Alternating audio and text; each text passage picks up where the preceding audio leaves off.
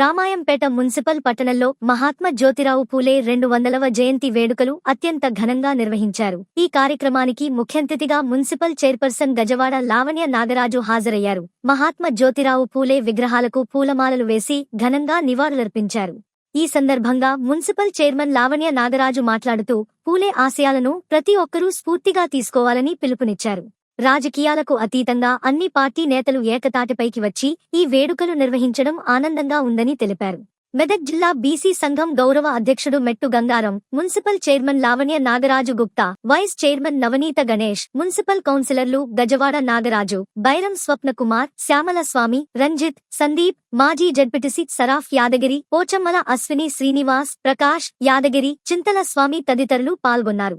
ప్రతి ఒక్కరికి మా అందరికీ నమస్కారాలు తెలియజేస్తున్నాను. మన జ్యోతిరావు పూలే గారు ముఖ్యంగా సమాజంలో ఉన్న కుల వివక్షను రూపుమాపడానికి ఉద్యమం చేశారు. అలాగే స్త్రీలు సమాజంలో విద్యాభ్యాసం కోసం కూడా తన వంతు కృషి చాలా చేశారు. సమాజంలో కానీ కుటుంబంలో కానీ స్త్రీలు సగభాగం కాబట్టి స్త్రీలు విద్యావంతులైతే సమాజం కూడా అభివృద్ధి చెందుతుందనే ముఖ్య ఉద్దేశంతో 1848లో పూణేలో మొట్టమొదటి బాలికల ఉన్నత పాఠశాలను స్థాపించారు. దానిలో ఆ పాఠశాలలో కూడా కులాలకు అతీతంగా కూడా విద్యార్థులను తీసుకోవడం జరిగింది. దానిలో ముఖ్యంగా మన జ్యోతిరావు పూలే గారు, సావిత్రిబాయి పూలే గారు పిల్లలకు విద్యను బోధించారు.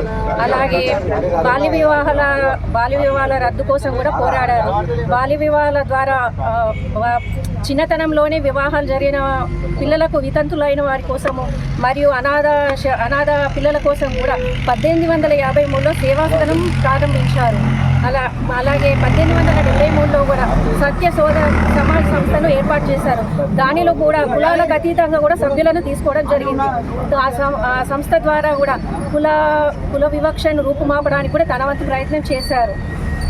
అటువంటి మన సమాజంలో మహిళా అభ్యున్నత కృషి చేసినందుకు గాను మన జ్యోతిరావు పూలే గారికి మహాత్మా అనే బిరుదు కూడా ఇవ్వడం జరిగింది.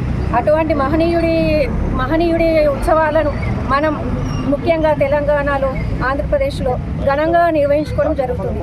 ఇటువంటి సంఘ సంస్కర్త అయిన జ్యోతిరావు పూలే గారి గురించి నాకు మాట్లాడడానికి అవకాశం ఇచ్చినందుకు ప్రతి ఒక్కరికి ధన్యవాదాలు.